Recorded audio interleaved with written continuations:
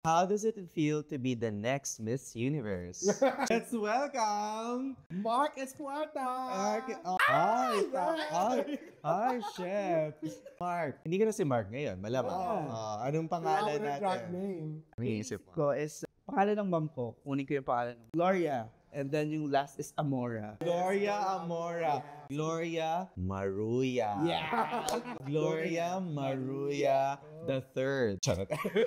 How does it feel to be the next Miss Universe? I don't feel any pressure. Ayan, so Fairness, ang ganda. ito maganda. Ang Transformation. galing yun. Sa tingin mo, nakuha ba yung Fantasy. Yes. Nakuha yung fantasy. Grabe, ang hirap pala niya. Parang, iniisip ko palang, you guys, inaano nyo to for hours. Yeah. Grabe. Pero, would you do this again? Well, not now, but would you try to probably do this again? aside from the hirap, like, how do you feel right now? Ang saya. Sobrang saya. Dati, pinapanood ko lang siya sa TV. Ngayon, ako na siya. Wow!